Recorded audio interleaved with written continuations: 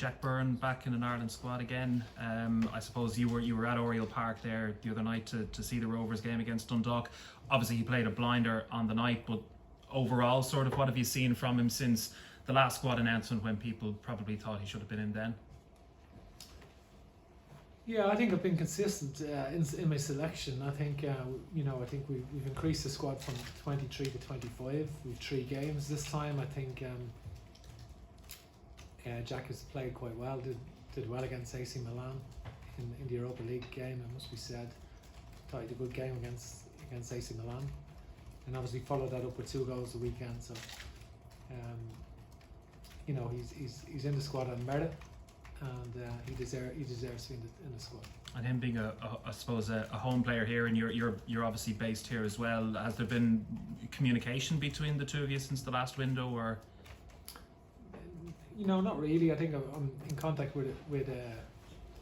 I spoke to his manager. I spoke to Jack after the last squad, and certainly squad announcement. But I've been able to attend some of the games, and that's been it's good to see. Overall, since the last window, then, in terms of the general squad, how happy are you? Obviously, we were all waiting for the season to start and for players to get fitter and get into some sort of rhythm. So overall, since the season in England has started, how happy are you with how some of the players have played? I'm much happier now. I think because in the last window, for example, Shane Duffy had only actually played 1 league game for Brighton in 9 months.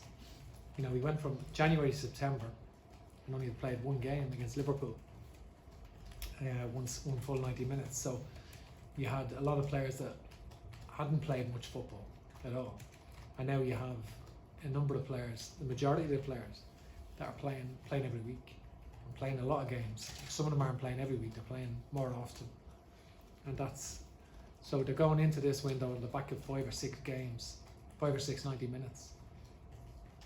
Which is not everyone, but some of the players, and I think that's a much better situation. That's certainly a much better situation going into the game against Slovakia. And given that the game against Slovakia, finally for me, given that the game against Slovakia is only, of course, that one-legged affair, how much pressure do you think you might be under to achieve that qualification? Well, I think it's a tough game.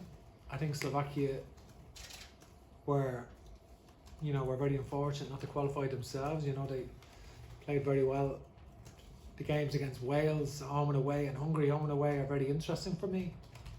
Very interesting. I don't think their Nations League games bear any relevance. They had 8 changes in the last game against Israel, so they don't bear any relevance whatsoever. I think the games against Wales and Hungary are more,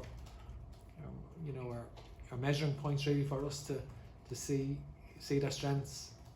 And they had a lot of possession in all of those games, so they're a good team. From our point of view, as a nation, we've not won an away game against a significant nation, away from home in quite a few years. So it's something that we have to do, something extraordinary now to get a result and rally around each other to get a big performance in Slovakia, try and get that victory. It will be tough. Slovakia been at home. Will be favourites, but I think from our point of view, we believe. I think the great thing about the last window, we were able to have a look at increasing our options in midfield and in the forward areas. We've seen what worked and what didn't. We have a clear idea what we want in the game against Slovakia, and so we'll be ready. Anyone a doubt? You see Brady's included and O'Dowda. Were they doubtful at any stage of being included? Yeah, we can't say with any real certainty that they'll be okay, but I think Callum O'Dowda started back training on Saturday, and obviously Robbie Brady missed the game on Sunday, with a rib injury. So we'll have to wait and see how he goes. We can't assume that will be the case, but obviously that's something that we'll see how.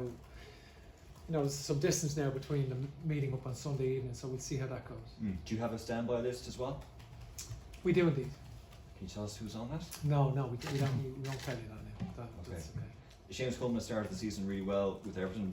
Delighted, must be delighted. Does it make the decision for you even more difficult though in terms of filling that right back spot, in terms of perhaps leaving it out as well? You're starting out. No, listen, these are good problems to have. These are the problems that we want to exist. You know, we don't have that situation in every position, but we are pleased that several players are playing regularly in the first team.